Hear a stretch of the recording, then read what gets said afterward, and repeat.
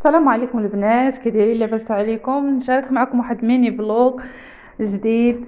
اللي صراحه الله شحال هذا ما صورت وكنت المهم كنفكر حتى كنقول غنحبس كاع، ولكن ما كنقدرش. اليوتيوب عندي واحد الهوايه زوينه، وهنا هنا كان هكا مع البنات تواصل وكنفوش شويه، راكم عارفين.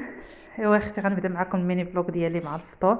شاركت معكم داك الطويجين بالسبانخ والبيض، كيجي لذيذ وصحي هكا مع الفطور، كيجي زوين.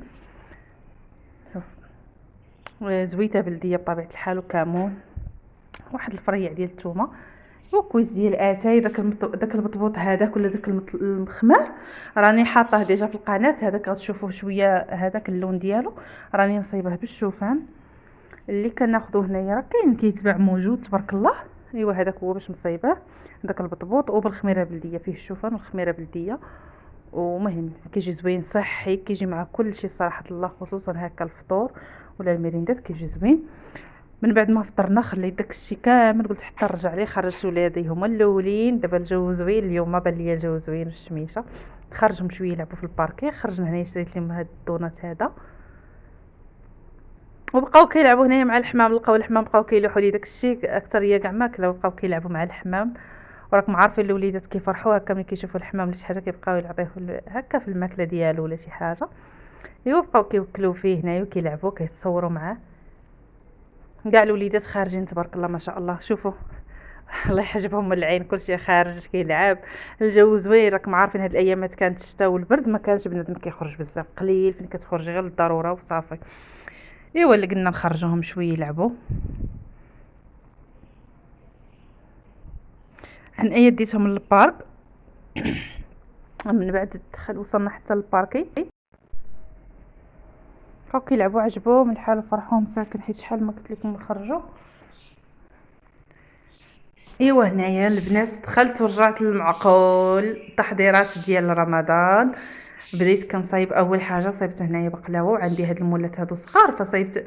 المهم صايبت ماشي غير مول واحد، حيت عندي هادو صغار. ديك العجينه فرقت، هذاك الشيء فرقته على تقريبا شي 3 ولا 3 المولات هكاك تقريبا، ولا 4 ما عقلتش شحال درت. قلت لكم حيت عندي هادو صغار، هاد المولات هادو ديال الدجاج هما اللي كنخدم فيهم تقريبا، غالبا كنخدم فيهم هكا البقلاوه ولا شي حاجه هكا في الفران كنديرها فيهم غالبا. ايوا صايبتها معكم هنايا، راني صايبتها بواحد العجينه كتجي صابلي، ما درتش ليها داك العجين ماشي العجين المورق، البات فيلو، ما درتش ليها الفيلو ولا ورقت ليها العجينه في الدار، ولكن درت ليها واحد العجين اخر كيجي صابلي وكيجي زوين، ومن في التعسال كيجي رائع صراحه الله. انا راه غادي نبان لكم عسلت وحده وفي الاخر غنبان باقا كنخدم في وحده. راه ماشي الفيديو اللي مخربق ولا مقلوب، ولكن راه حيت انا صايبت بزاف. وكيف ما قلت لكم، راه هنا ملي كتخرج شي وحده ضروري تخوي عليها العسل وهي مازال سخونه، عاد ندوز نكمل الاخرى، حيت غتشوفوا معايا هنايا في الفيديو راه باقيين محطوطين حدايا. فهمتوا؟ تما راه كتبان واحد الوحده في الطرف ديالها تما، حيت يلا كنخرجها مباشره من الفران كنخوي عليها العسل، حيت ضروري خاصها تكون هي سخونه، العسل بارد باش هكا كتشرب مزيان. وكنعمر عليها العسل وكنخليها النهار كامل ولا ليله كامله، على الاقل واحد 6 سوايع هكاك باش تشرب لي داك العسل مزيان. هنايا غادي نصايب معكم هاد القنينطات هادو، حتى هما بالكاوكاو كيجيو زوينين. والعقده راني غنوريها لكم كيف ما كتشوفوا. ديك العقده راني ما كنصايبهاش عجينه، ما كان ديك العقده ما كنديرهاش هكا عجينه مزيان، وانما كنخليها مقرمشه. الكاوكاو ولا اللوز اللي كان ما كنطحنوش مزيان حتى كيرجع لي عقده، ولكن كنخلي ديك الحشوه هكا مقرمشه. راني كنوريكم، شوفوا. وكندير ليها بطبيعه الحال راكم عارفين، باش كنصايبوها زبيده ما زهر، شويه مسكه حره، داك القريفه، كلشي باش تجي فيها داك المذاق المغربي الاصيل ديالنا. والكويس ديال اتاي اختي، هذا المساند ديالي دائما كيرافقني فين ما مشيت معايا. داك الكاس ديال الله يعفو عليا منه.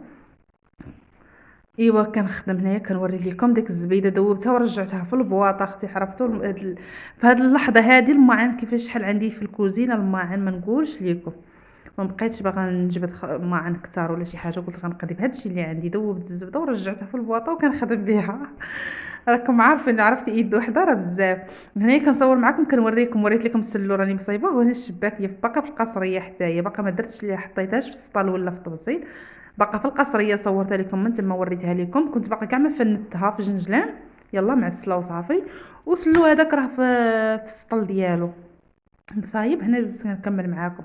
هنا كان كلشي محطوط بيا، داكشي كلشي كان داير بيا هنايا. هنا راه غير الكاميرا دارت ليا الكاميرا وما شدش ليا داكشي الاخر اللي كنت حاطه، القصريه وداك الحاله اللي كانت في جنابي.